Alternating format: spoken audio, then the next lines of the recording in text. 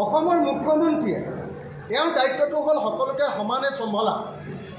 তেওঁ নিজে এতিয়া অসমত সাম্প্ৰদায়িক সংঘৰ্ষ লগাবৰ কাৰণে 24 ঘণ্টা বিধানসভাত অকল হিন্দু মুছলমানৰ কথাই কয়। অনবৰতে অসমত হিন্দু মুছলমানৰ মাজত গৃহযুদ্ধ লগাবৰ কাৰণে হিমন্ত বিশ্ব শৰ্মাই শপত লৈছে। অসম বিধানসভাখনক তাৰ সেই হিচাপত ব্যৱহাৰ কৰিছে। সেইকাৰণে মই বাৰম্বাৰ প্ৰতিবাদ কৰিছোঁ যে অসম বিধানসভাত এনেকৈ অকল হিন্দু মুছলমান কৰি থাকিলে নহ'ব। বন্ধ কৰক, অন্য কথা পাতোঁ আমি।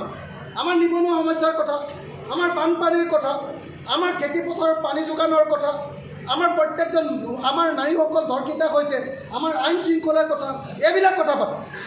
অকল মুখ্যমন্ত্ৰীয়ে 24 ঘণ্টা অকল হিন্দু মুছলমান মুছলমানে হিন্দুক খালে, হিন্দুৱে মুছলমানক খালে, এইটোকে অকল 24 ঘণ্টা আমাৰ মুখ্যমন্ত্ৰীয়ে কৈ থাকে। গতিকে প্ৰত্যেকবাৰে প্ৰতিবাদ কৰিছোঁ। বেলেগে প্ৰতিবাদ নকৰে, মই কৰোঁ কাৰণে 3বাৰ মোক এক্সপেল কৰিছে। এদিনত 3বাৰ এক্সপেল কৰিছে। এতিয়া আকৌ আধা ঘণ্টাৰ কাৰণে এক্সপেল কৰিলে।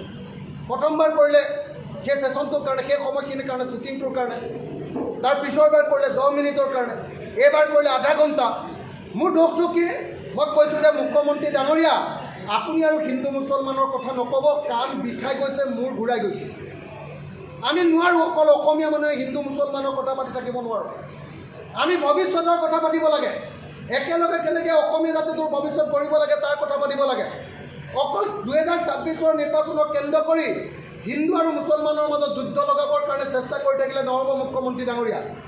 আৰু মই মুখ্যমন্ত্ৰীক কৈছোঁ, আপুনি ৰজা নহয়, যি মন যায় ইয়াত কৈ থাকিব। আমি চব ইয়াতে সমান MLA।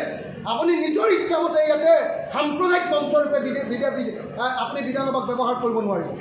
মই সেইকাৰণে এনেকৈ কোৱাৰ কাৰণে মোক এক্সপেল কৰিছে। এক্সপেল কৰক, হাজাৰবাৰ এক্সপেল হওক, হাজাৰবাৰ ছাছপেনশ্যন হওক, কিন্তু অসম বিধানসভাক কেনেকৈ হিন্দু মুছলমানৰ সাম্প্ৰদায়িক ৰাজনীতিৰ এটা ঠাইৰূপে, মঞ্চৰূপে ব্যৱহাৰ কৰিবলৈ কেতিয়াও অনুমতি দিয়া নহয়।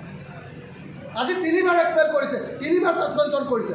3বাৰ নহয়, 300 বাৰ কৰক। গোটেই জীৱনৰ কাৰণে মোৰ বিধায়ক পদটো খাই দিয়ক, কিন্তু অসমৰ মাটিত হিমন্ত বিশ্ব শৰ্মাক কিমান সাম্প্ৰদায়িক ৰাজনীতি কৰিবলৈ নিদিওঁ।